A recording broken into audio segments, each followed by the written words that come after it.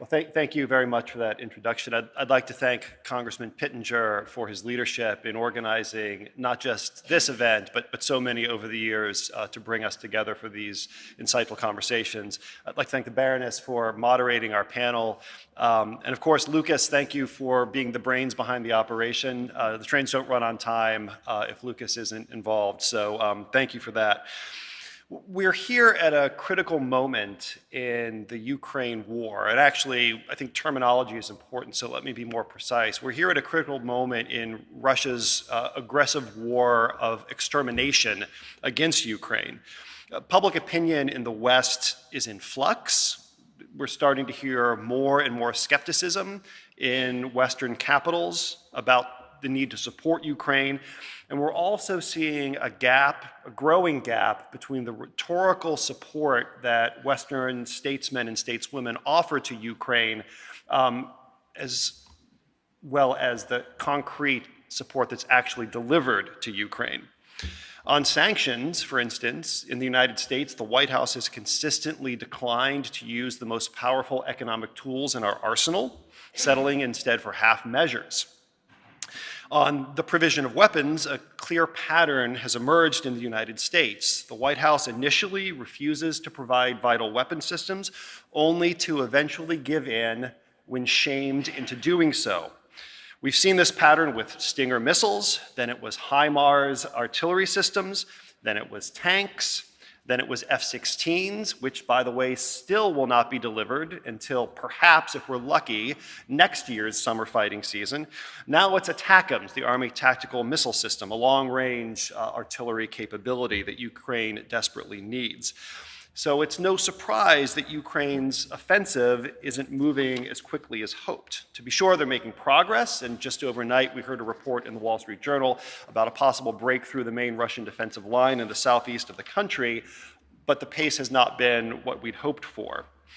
Part of the reason for this is because we've denied them the tools they need to win. We've given them enough to maintain the status quo, but not enough to win. And now we see the spectacle of unnamed administration officials anonymously leaking and criticizing Kyiv in the news media.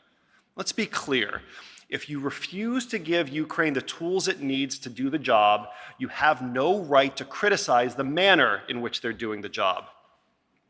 So today, in the 5 to 10 minutes that I have with you, I'd like to address two myths that you often hear in Washington and in other Western capitals as well, I suspect, to justify a more detached, disinterested approach with respect to Russia's war of aggression. The first is the risk of escalation, and the second is that this is a distraction from our top strategic priority of countering a revanchist China.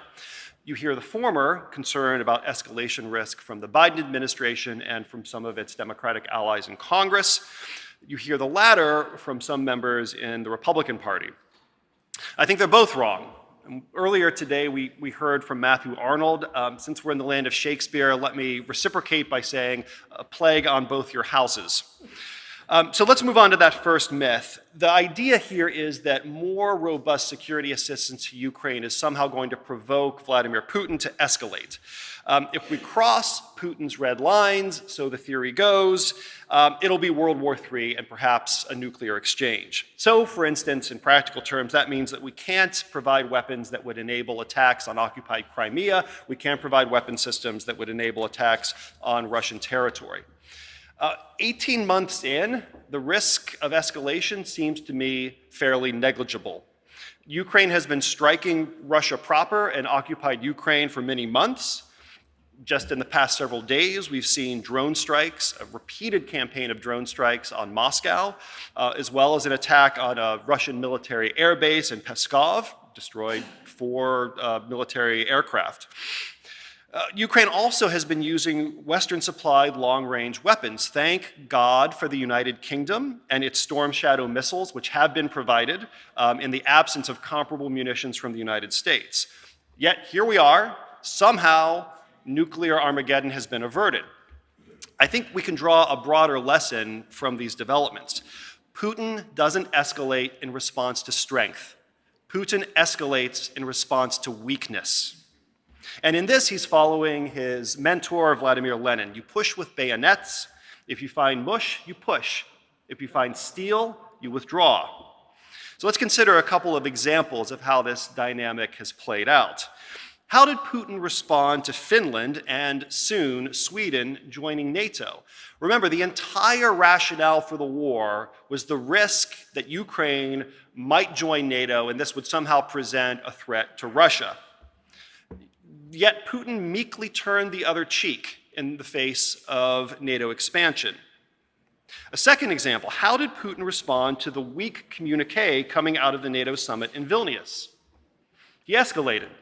He pulled out of the Black Sea grain deal, putting at risk millions of people in vulnerable parts of the world to starvation. He attacked grain storage facilities. He bombed a historic church in Odessa. The bottom line here, Vladimir Putin is a war criminal, but he's not suicidal. He's not going to risk a wider war with NATO when he's barely staying afloat against Ukraine. Let me move on now to the second myth, that US or Western support generally to Ukraine is a distraction from the primary threat of China, and in particular, the need to deter the Chinese Communist Party from invading Taiwan. The first thing we can say about this myth is that Taiwan disagrees. Taiwan does not think that Ukraine is a distraction from Taiwan's own security.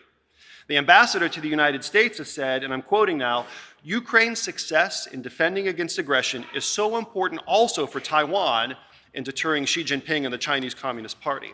The same goes for our regional allies throughout the Indo-Pacific. Japan's prime minister has said, again I'm quoting, the security of the Indo-Pacific region cannot be separated from European security. The bigger picture here, Russia is China's no-limits ally. A loss for China's ally is a loss for China. Or look at it this way, what happens if Russia wins in its conflict against Ukraine? What would be the effect on Russia of a victory? Well, I think a Russian victory would only whet Vladimir Putin's appetite for more. He has said quite openly that his intention is to reconstitute the Soviet Empire, meaning that perhaps Poland would be next. Perhaps the Baltics would be next. Perhaps it's Romania's turn. That is a recipe for more involvement by the United States and Europe, not less. That is a recipe for World War III. In short, if we truly want to focus on China and the threat that it poses to Taiwan, we need to deter future Russian aggression. We failed catastrophically to deter Russia in 2021. We can't make that mistake again. And the way to ensure that Russia is deterred from further aggression is to ensure that Russia faces a crushing defeat now. What would be the effect on China of a Russian victory in Ukraine?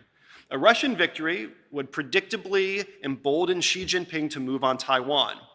Xi would certainly conclude that if Russia can outlast Western resolve, then China can too.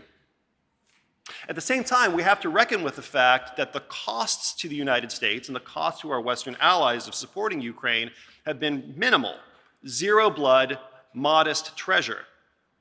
So far, the United States has provided about $44 billion of support, of military support to Ukraine. That's equivalent, it sounds like a big number, but it's actually equivalent to a relatively small share of our defense budget, about 3.5% of our defense budget over that period of time.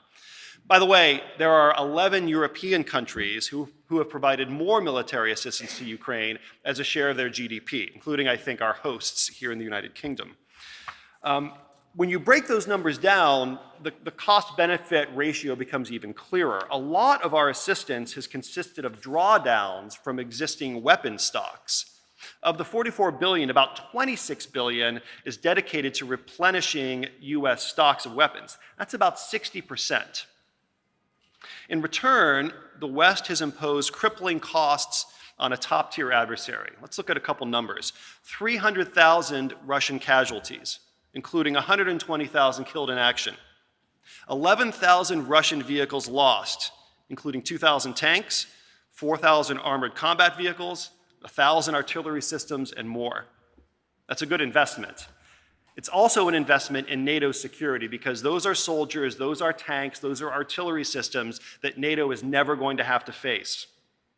Indeed, you can actually make the case that support to Ukraine increases our readiness for a possible conflict over Taiwan.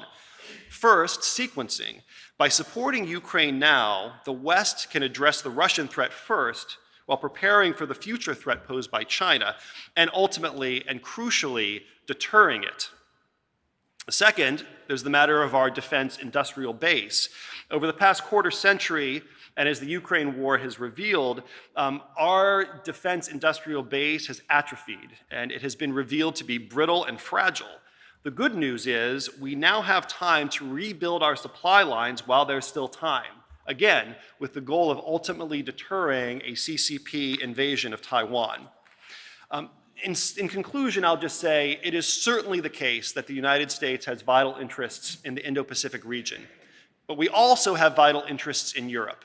That's what it means to be a superpower, and superpowers can do two things at once. So thank you again to the Baroness for moderating this panel. Thank you all for being here, and I look forward to the rest of the conversation.